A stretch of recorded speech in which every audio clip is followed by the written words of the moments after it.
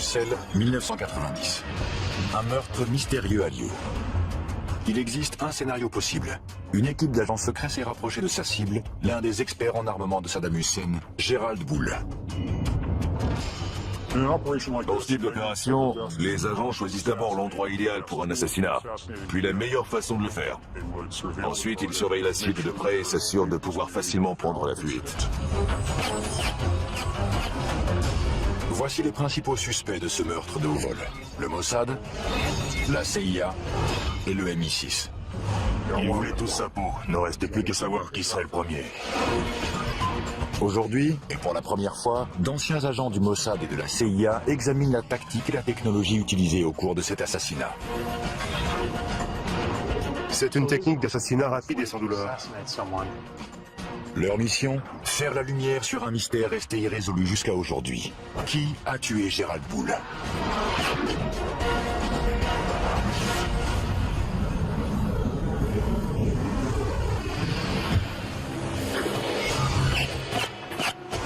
Un scientifique véreux, expert en armement, est abattu froidement. Les assassins disparaissent sans laisser de traces.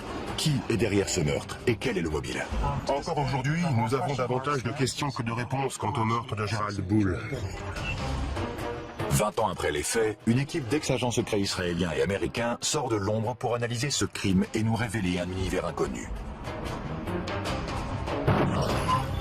Il y a une excellente scène du film La mémoire dans la peau, où le supérieur de Jason Bourne lui dit qu'il n'est pas simplement payé pour assassiner des gens, mais pour les assassiner et faire croire que quelqu'un d'autre est responsable. Ça fait partie du métier. C'est un univers de surveillance, de trahison et d'habileté technologique. Les missions sont organisées pendant plusieurs années et leur succès repose sur l'entraînement et l'instinct d'un agent sans visage et sans identité, l'agent secret. J'ai passé 13 ans au sein du Mossad. Pendant les 7 premières années, j'étais un combattant, c'est-à-dire un agent clandestin. Les actions d'un bon espion peuvent réellement changer le cours de l'histoire. L'espionnage est la deuxième profession la plus ancienne du monde et l'une des plus dangereuses. J'ai été un agent traitant de la CIA pendant de nombreuses années, travaillant en clandestin. Il n'existe pas d'immunité diplomatique pour ce genre de mission. C'est un peu comme un soldat qui se fait arrêter alors qu'il ne porte pas d'uniforme.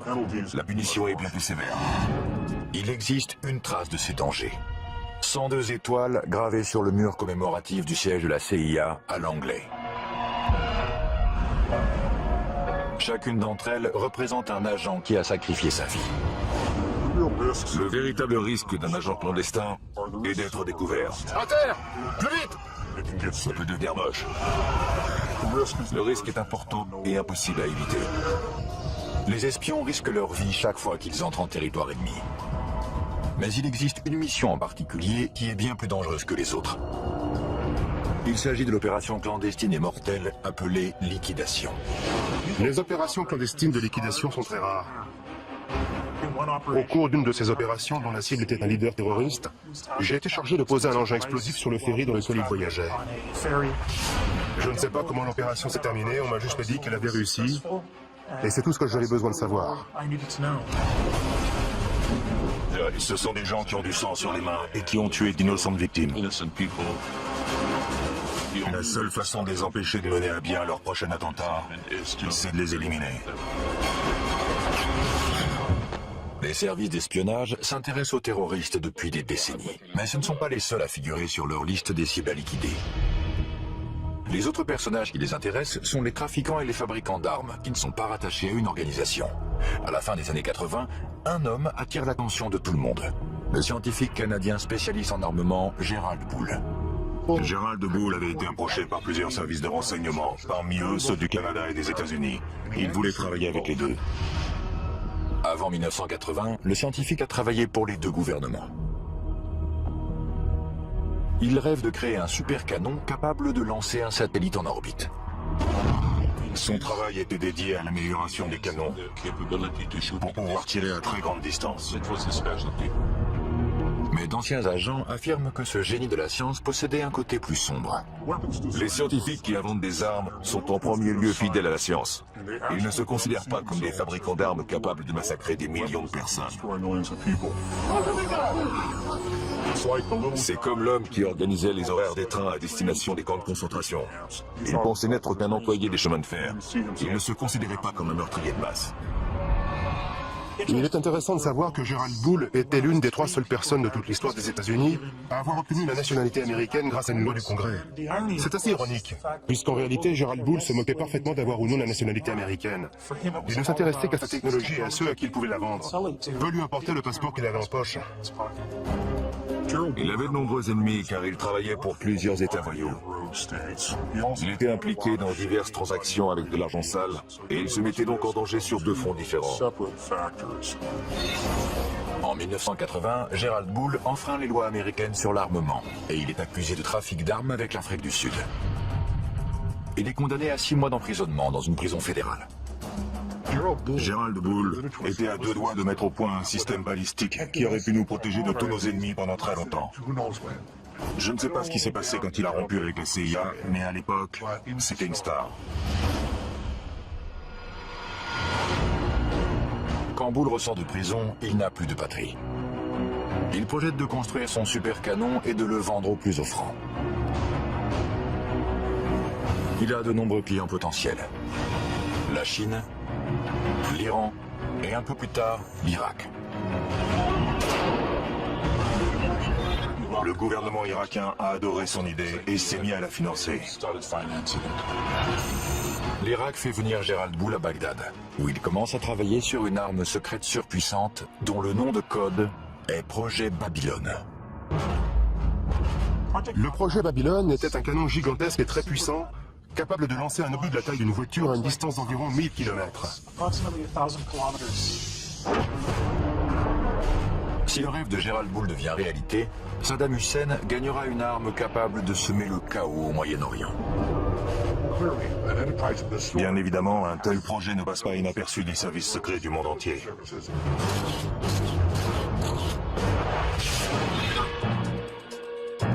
La nouvelle du projet Babylone se répand au sein des différents services de renseignement de la planète, y compris les services secrets israéliens, le Mossad. L'Irak avait déjà menacé plusieurs fois d'entrer en guerre contre Israël. Le Mossad dédiait par conséquent énormément de temps et d'argent au recrutement d'officiers supérieurs de l'armée, de scientifiques et de membres du parti Baas. Il envoyait également des agents sur place pour obtenir des informations pratiques. Si le Mossad prend quelqu'un pour cible, ce n'est qu'une question de temps avant que cette personne soit amenée devant la justice.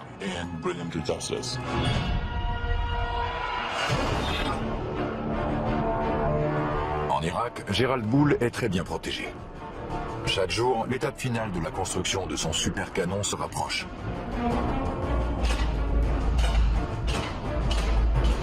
Le Moyen-Orient est une véritable poudrière, et Gerald Bull est sur le point d'y mettre le feu.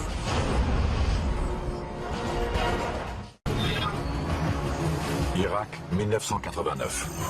Le scientifique Gerald Bull, spécialiste en armement, travaille d'arrache-pied à son chef-d'œuvre, un super canon de 156 mètres de long, capable de semer le chaos au Moyen-Orient.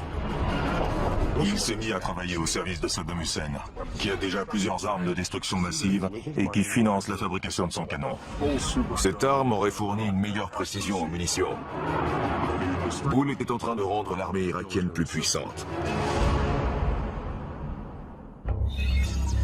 Nous ne disposions que de très peu de renseignements sur l'avancée des travaux sur ce super canon.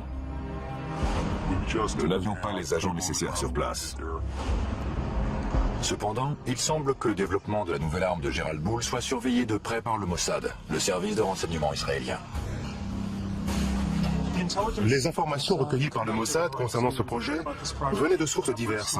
Certains renseignements étaient d'origine humaine et venaient de personnes haut placées dans le régime irakien qui avaient été recrutées et fournissaient des informations à des agents traitants du Mossad. Ce n'est plus le cas aujourd'hui avec les terroristes actuels, mais à l'époque, les Irakiens étaient encore sensibles aux méthodes de recrutement traditionnelles qui sont utilisées depuis que l'espionnage existe. Le ROHUM, ou le renseignement d'origine humaine, est l'art de recueillir des informations par le biais d'entretiens, d'interrogatoires, de corruption et de chantage. Si vous révélez des informations secrètes, nous mettons ces informations sous surveillance et en échange, vous recevez une somme d'argent considérable, à la condition que vous fournissiez un produit de grande valeur.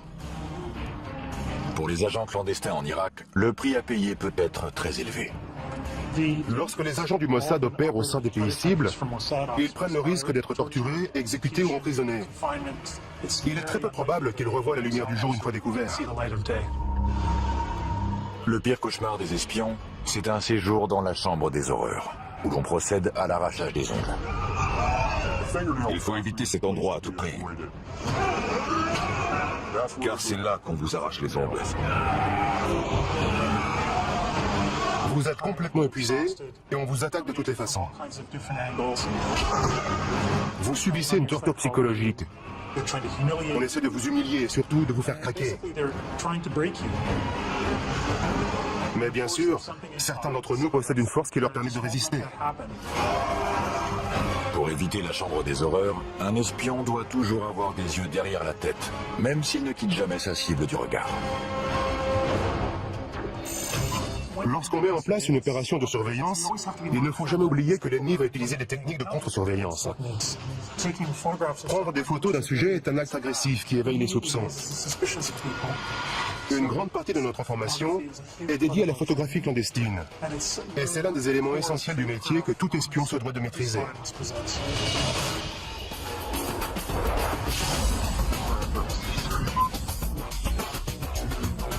Michael Ross et Ishmael Jones, anciens agents des services secrets, nous présentent la technologie qui sert à la surveillance photographique. Ceci est un étui à lunettes. C'est un appareil photographique très ingénieux. Il y a un trou, et lorsqu'on l'ouvre, on découvre un appareil photo à l'intérieur qu'on peut relever. On peut le poser sur une table, prendre quelques photos, sortir ses lunettes, et les nettoyer, puis les ranger et refermer l'étui. Mais en réalité, c'est un équipement d'espion. Si quelqu'un ouvre cet étui, il comprend tout de suite que son propriétaire est dans l'espionnage. Mais moi, ce que j'utiliserais, c'est quelque chose de plus grand et de plus simple, un objet commun. C'est un appareil photo comme les touristes en utilisent partout dans le monde. Je le mets dans un sac. Il y a un filet à mailles. Cela me permet de me rapprocher de la cible et de prendre des photos. J'utilise également une télécommande pour ne pas avoir besoin de toucher l'appareil. Je n'ai qu'à viser et appuyer. La surveillance d'un site à haute sécurité, comme celui de la fabrication d'armes du projet Babylone, est très risquée. La capture des agents aboutit à leur torture, ou pire encore.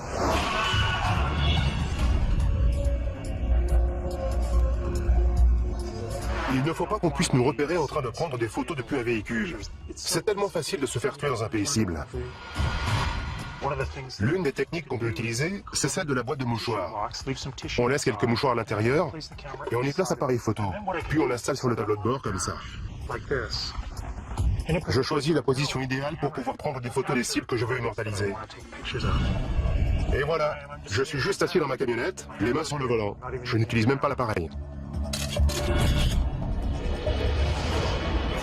Jabal Amrin en Irak, 1989. Gerald Bull teste une version réduite de son supercanon, le Mini Babylone. Il travaille également à l'amélioration du système balistique des missiles Scud de Saddam Hussein. Ces avancées pourraient avoir de terribles conséquences. Sa mission consistait à fabriquer des obus et des bombes qui transporteraient des armes chimiques et biologiques. Leurs effets auraient été catastrophiques. Pendant ce temps-là, le canon Babylone de 156 mètres de long en est encore au stade du balbutiement. Le nom de code du projet est PC2, pour complexe chimique numéro 2. Des tuyaux en acier parviennent d'Europe en Irak pour un soi-disant projet pétrochimique. Mais ils serviront à construire le canon du véritable Babylone. Au cas où Israël considérait ce super canon comme une menace potentielle, l'une des solutions consisterait à bombarder le site.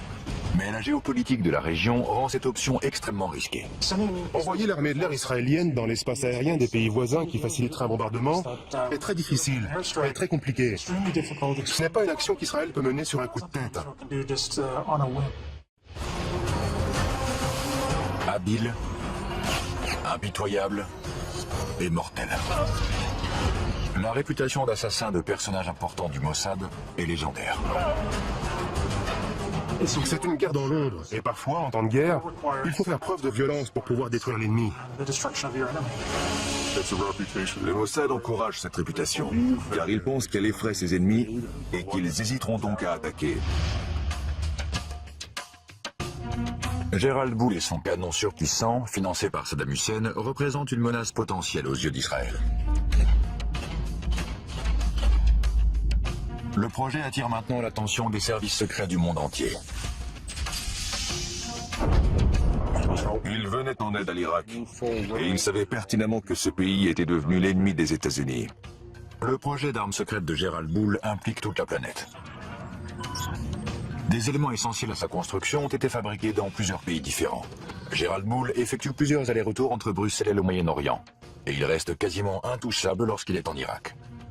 La logistique d'un assassinat, alors qu'il est sous la protection du régime irakien, est beaucoup trop compliquée. Il s'agit d'une opération d'une envergure trop importante pour être menée à bien. L'un des scénarios envisagés est d'attirer le scientifique hors d'Irak, en le faisant venir à Bruxelles à l'aide d'une tactique très utilisée. Flatter l'ego de la cible. Une fausse conférence a été annoncée et il était invité à intervenir et à prononcer le discours liminaire de cet événement fictif. Les services de renseignement ont les moyens d'organiser une conférence, de faire venir des participants, financer l'événement et inviter la cible à y participer en flattant sa vanité. On lui dit « Nous savons que vous êtes le plus grand spécialiste en canon du monde et nous aimerions que vous participiez. » Selon Yuval Aviv, ceux qui essaient de piéger Gérald Boule l'ont alléché davantage en utilisant un pot de miel. Le pot de miel est un terme qui remonte à l'époque de la guerre froide. Le pot de miel, c'est une femme qui était probablement chargée de l'attirer hors d'Irak jusqu'en Europe. Il s'agissait certainement d'une jeune journaliste. Dans le cas de Gérald Boule, je ne suis pas certain qu'il y eut un pot de miel. Je pense qu'il voyageait régulièrement en Europe, puisque c'est là qu'il conduisait ses affaires. C'était beaucoup plus simple d'attendre qu'il revienne en Europe et le cibler ensuite.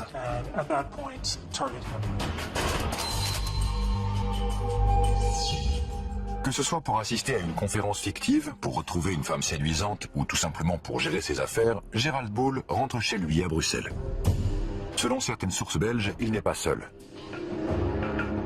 Un ou plusieurs services de renseignement maintiennent une surveillance constante. L'équipe de surveillance doit être dynamique et souple pour pouvoir suivre la cible dans n'importe quelle situation.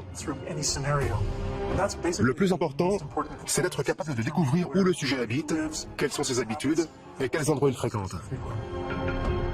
En 1990, la technologie n'était pas aussi développée qu'aujourd'hui. Il y avait certainement des agents qui le surveillaient directement en le suivant et en essayant de maintenir autant de distance possible entre eux pour éviter d'être repérés. Si un agent est découvert pendant une opération de surveillance, c'est toute la mission qui est compromise. Maintenir une bonne couverture, c'est la seule protection efficace pour les agents qui opèrent au sein de pays ennemis. Ce ne sont ni les armes, ni la maîtrise des arts martiaux qui vous protègent dans cette situation, mais bel et bien votre couverture. La couverture des agents à Bruxelles devient capitale. Une identification photographique et surtout une identification fiable de la cible à éliminer est essentielle, car l'histoire regorge de victimes innocentes qui se sont fait liquider par erreur. Il faut prendre des clichés à différents moments de la journée et sous différents angles pour que l'assassin dispose d'une série complète de photographies à étudier afin que l'identification soit parfaite. Garder l'œil sur le scientifique est loin d'être un jeu d'enfant. Certains pensent même que les agents qui l'observent sont surveillés à leur tour. Je suis persuadé que ceux qui l'ont assassiné étaient surveillés de près par d'autres agents. Une couverture décelée peut faire s'effondrer une mission comme un château de cartes. Les agents doivent avoir l'art de se fondre dans le paysage et s'assurer de ne pas dévoiler leur équipement.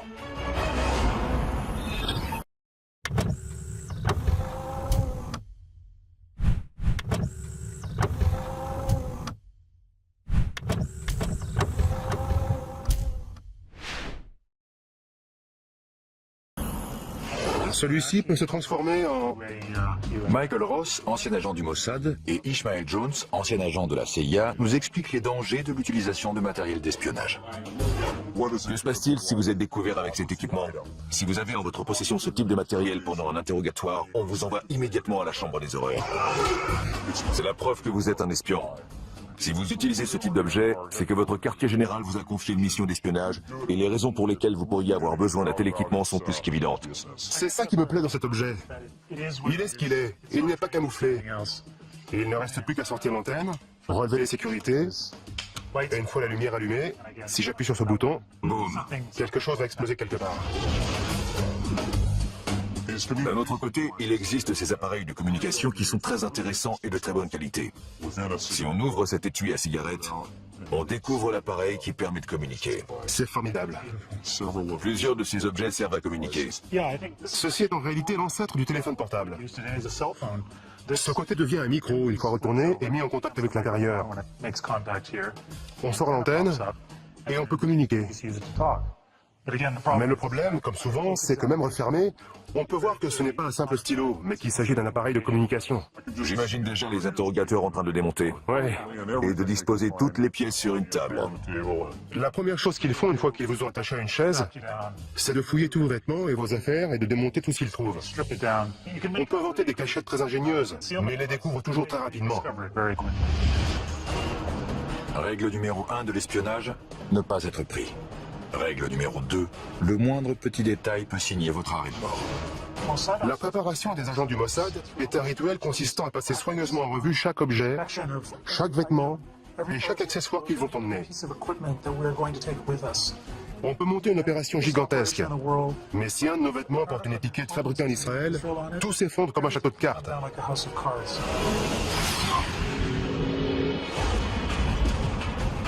C'est l'hiver en cette année 1989 à Bruxelles. Cachée quelque part dans la ville, une équipe d'agents secrets met probablement au point un plan pour éliminer leur cible. L'étau se resserre autour de Gérald Bull.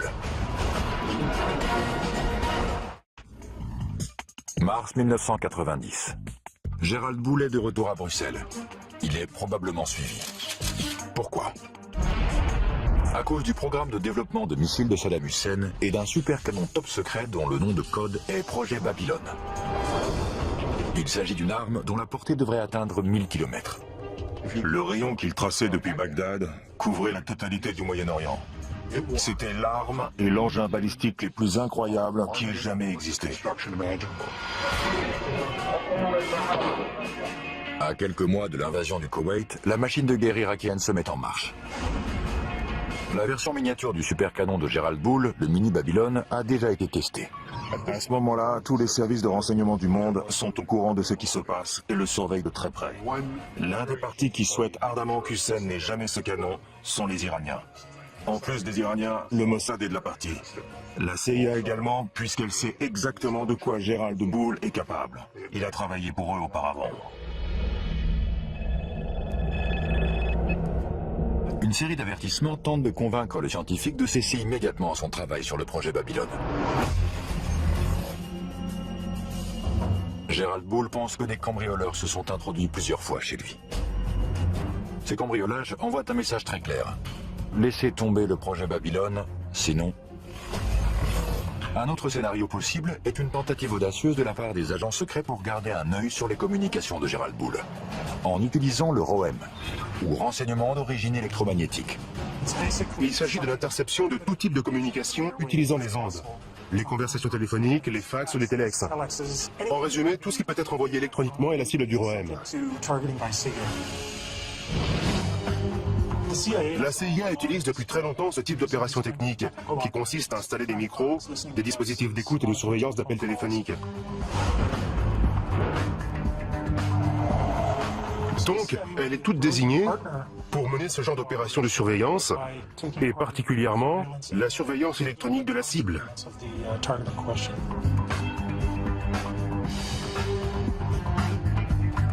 L'écoute électronique est une compétence qui s'acquiert après des années de formation.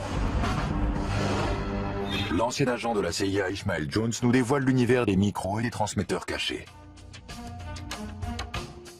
Ces appareils de surveillance électronique permettent d'en apprendre davantage sur les cibles. On a placé des dispositifs datant de la guerre froide dans certains objets de cette pièce. Dans ce téléphone, par exemple. Voici l'appareil d'écoute. Il n'espionne pas la ligne téléphonique, mais écoute les bruits de la pièce en général, et bien entendu les conversations téléphoniques également. En voici un autre installé sous le siège d'une chaise de bureau standard. Cette partie doit ensuite être recouverte de bois ou de tissu pour ne plus être visible. Pour dissimuler un dispositif dans un livre, il faut l'installer dans le dos. C'est d'ailleurs un appareil de la CIA. On peut voir le dispositif audio en haut, les piles sont au centre, et les autres éléments de l'appareil sont en bas. C'est un transmetteur complet. Mais lorsque la cible est mobile, il faut pouvoir suivre ses conversations à travers la ville. L'une des solutions possibles remonte à la guerre froide.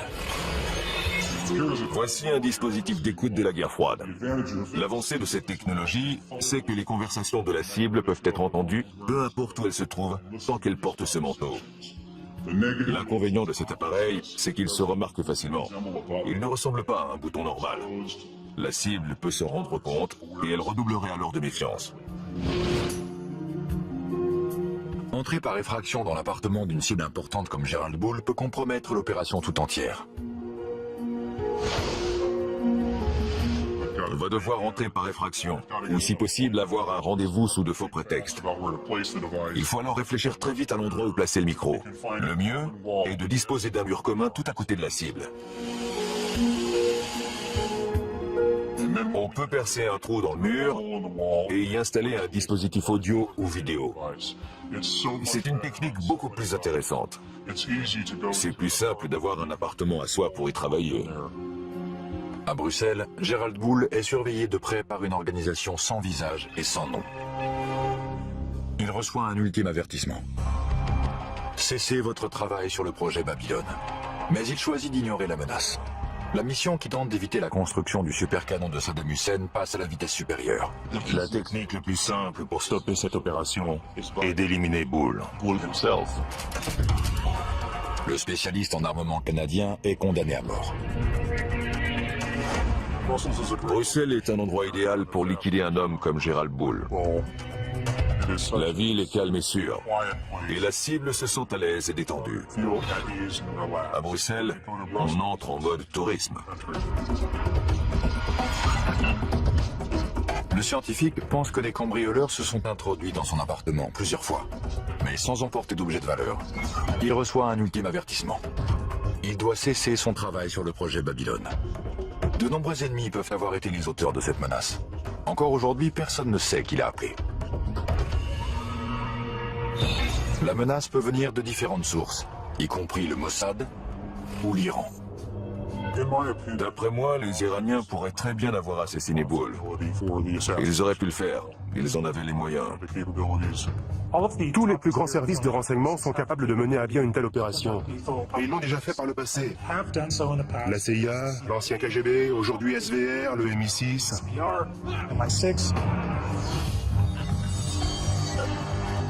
Qui était capable d'assassiner Gerald Bull? Tout d'abord le Mossad, puis le MI6.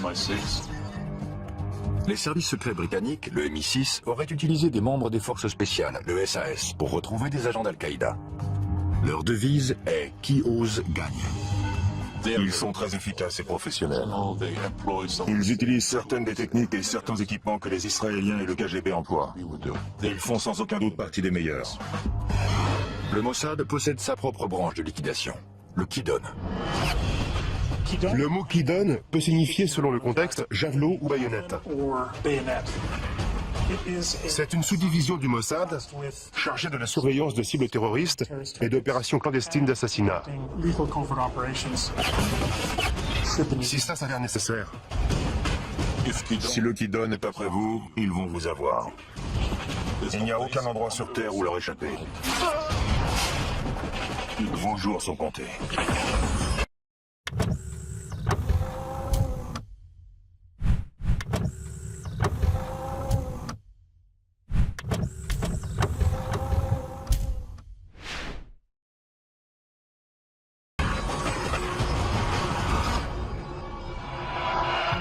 Bruxelles, mars 1990. Le refuge est un élément déterminant dans une mission d'espionnage. L'attente dans un refuge avant le début de la mission, c'est un moment extrêmement stressant. Chaque fois qu'on entend une sirène dehors, on pense que c'est pour soi. Les refuges des espions sont un peu comme des ports en pleine tempête. Ce sont des appartements loués sous de faux noms, avec des informations différentes. Tous les services secrets les utilisent pour se protéger du monde extérieur. Ce sont des endroits où les agents peuvent se réunir, étudier les plans, analyser les opérations et en discuter, faire des débriefings. Au cours des heures qui précèdent une mission, l'équipe examine chaque détail de l'opération. La tactique peut varier, mais une équipe de liquidation standard est composée de plusieurs agents. Le leader est responsable de la sécurité et de la surveillance constante de la cible. Le chauffeur est chargé d'amener l'équipe dans la zone d'action et de l'en extraire. Et le tueur, ou les tueurs, effectuent l'exécution. Un autre élément clé d'une opération secrète de liquidation est le choix de l'arme. Les autres services de renseignement utilisent des armes plus lourdes, c'est-à-dire des gros calibres. Mais le Mossad a décidé que la précision est prioritaire. Nous sommes au stand de tir d'Angeles. L'ancien agent du Mossad Michael Ross et le spécialiste en armes à feu Mike Cristano procèdent à une analyse balistique d'un assassinat. La première marque est celle du tir du 9 mm. Elle a traversé le gel de part en part. Ce type d'arme laisse de sacrés dégâts, sans parler de risquer de tuer un passant innocent qui se tient derrière. Le gel balistique a la même densité que les tissus musculaires humains semi-tendus. Il permet de fixer l'empreinte balistique d'une arme. Le calibre 22 est plus intéressant, car il fait ce qu'un assassin veut, c'est-à-dire pénétrer, pas trop profondément, et exercer toute son énergie dans le corps, le crâne, ou n'importe quel autre endroit atteint. Son énergie n'est pas projetée vers l'extérieur en laissant d'énormes dégâts, quelque chose de très visible. Lorsqu'il s'agit de liquider une cible, il vaut mieux choisir la discrétion.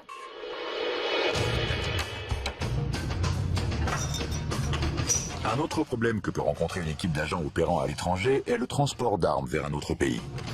En Europe, on peut facilement se procurer une arme sportive, même si la loi sur la possession d'armes est très stricte. On retire le canon, il faut ensuite le scier à cet endroit et le remplacer par la suite, car sur ce type d'arme, la chambre est située dans cette partie du canon. On retire aussi le magasin et on obtient une arme qui se rapproche d'un pistolet. Une fois les pièces les plus petites et les plus discrètes assemblées à nouveau, on obtient une arme de petite taille, idéale pour une exécution et similaire à celle que le Mossad utilise. Le résultat est un semi-automatique de calibre 22 à 7 coups et sur lequel on peut visser un silencieux. D'autres agents suggèrent que la valise diplomatique est un autre moyen efficace d'introduire clandestinement une arme dans un autre pays. Les valises diplomatiques sont indispensables aux services secrets, car elles permettent de transporter d'un pays à l'autre différents objets, allant d'images satellites à des armes si nécessaire. C'est une méthode sûre et efficace qui permet de déplacer des objets importants et de déjouer le contre-espionnage. L'arme, les agents et le plan sont prêts. L'équipe de liquidation d'origine inconnue se poste à proximité de l'appartement de Gerald Poole. Mais il reste encore un problème. Les autres services de renseignement qui pourraient surveiller la cible doivent être éloignés, mais sans recourir à la violence. On n'a pas un permis de tuer, comme James Bond, qui autorise à décider soi-même qui on peut liquider. On est uniquement autorisé à éliminer la cible identifiée au cours de la mission. Impossible d'ajouter quelqu'un d'autre à la liste. On ne peut pas tuer n'importe qui. Hors de question.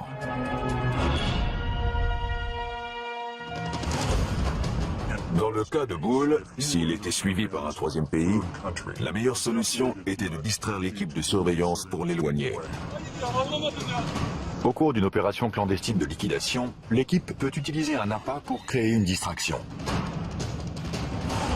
L'équipe se met en position pour passer à l'étape finale de sa mission, l'exécution de Gerald Poole.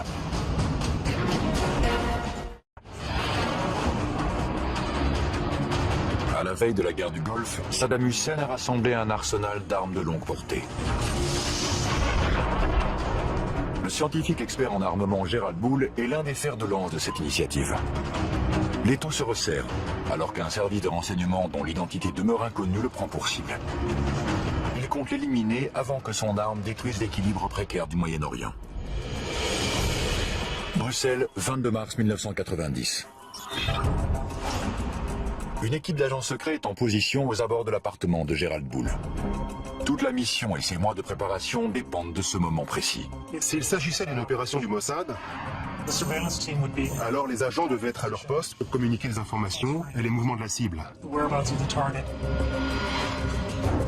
Si on suit ce scénario, c'est ensuite au tueur désigné, une fois l'identité de la cible confirmée, d'entrer en action. Le tueur doit rester concentré sur la cible et son second se charge de sa sécurité et d'empêcher toute intervention extérieure. Le leader de l'équipe déployée est responsable de leur sécurité lors de l'extraction. Au dernier moment, lorsque tout est en place et que tout le monde est prêt, l'équipe entre en action et procède à l'exécution.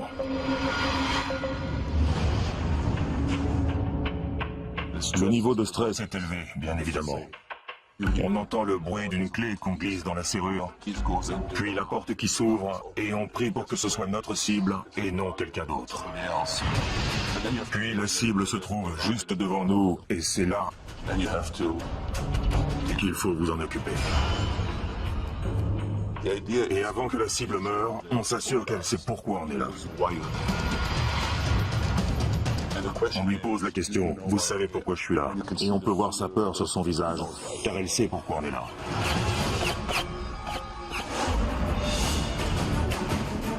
Une fois que c'est fait, tout le reste de votre équipe est en mode « Comment fuir ?» Comment sortir de toute cette zone sans être vu et disparaître? Le leader emboîte le pas du tueur alors qu'il se dirige vers un véhicule pour s'enfuir. Il s'éloigne en prenant deux virages à 90 degrés pour que personne ne puisse voir dans quelle direction il se dirige. Après ces deux virages à angle droit, ils arrivent au point d'extraction où un autre véhicule les attend. L'équipe s'éloigne pour disparaître à tout jamais. Il n'y a aucun témoin. Gerald Bull a été abattu de plusieurs balles. Et personne n'a rien entendu. Le tueur a utilisé un modérateur de son, plus communément appelé silencieux. Il s'agit d'un dispositif essentiel à une liquidation rapprochée. De retour au stand de tir d'Angeles, Michael Ross et l'expert en armes à feu Mike Cristano nous exposent la science du silence. Voici un 9 mm non muni d'un silencieux.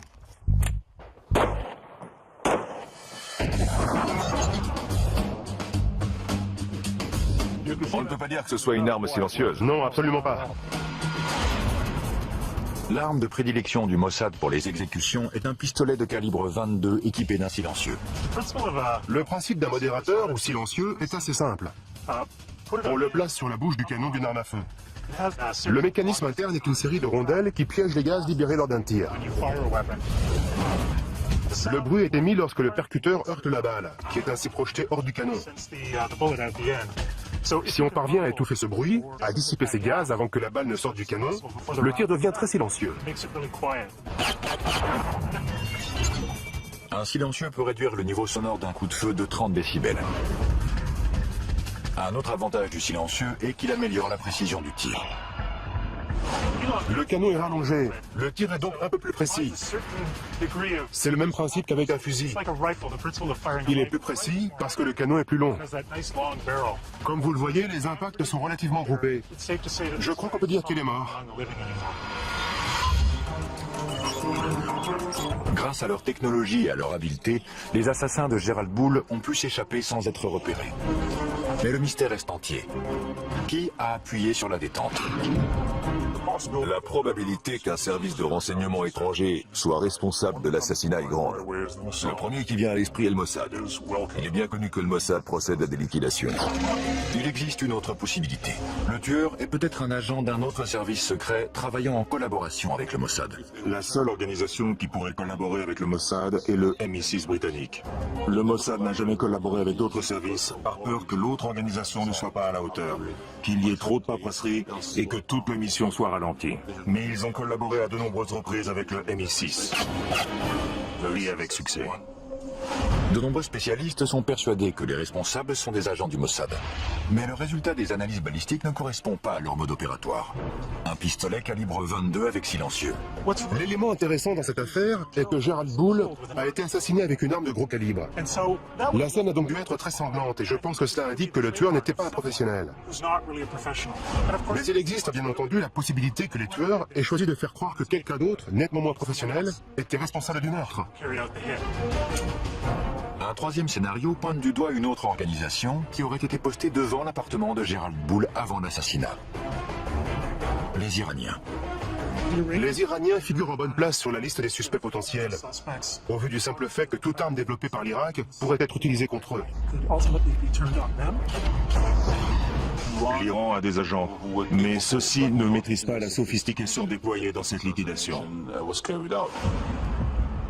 La CIA est un autre suspect potentiel de l'assassinat de Gerald Bull. Gerald Bull constituait une menace suprême. Et je pense que l'agence aurait fait appel à un allié qui utilisait des méthodes de liquidation. Je ne pense pas que la CIA puisse être impliquée dans un assassinat. Mais il est possible que l'un de ses responsables ait mentionné que Gerald Bull était un problème et qu'il faudrait qu'il soit éliminé. Parfois, ce qui favorise l'action est de se taire alors qu'on sait ce qui se passe. L'univers de l'espionnage est souvent comparé à un palais des glaces. La réalité n'est jamais vraiment ce qu'elle semble être. Le mystère qui entoure la mort de Gerald Bull reste entier. L'identité de l'assassin reste inconnue. Est-ce que certains services de renseignement étaient au courant de l'exécution? Et si oui, combien? Une seule chose reste certaine. Quelqu'un a violemment mis un terme à la vie de ce brillant scientifique. L'enquête sur la mort de Gerald Bull n'a pas été très approfondie. Et il semble y avoir davantage de pays satisfaits par sa disparition que de nations qui s'inquiètent du fait qu'il ait été assassiné à Bruxelles. L'exécution de Gerald Bull a été un grand succès, car lorsqu'il est mort, le projet du canon est mort avec lui.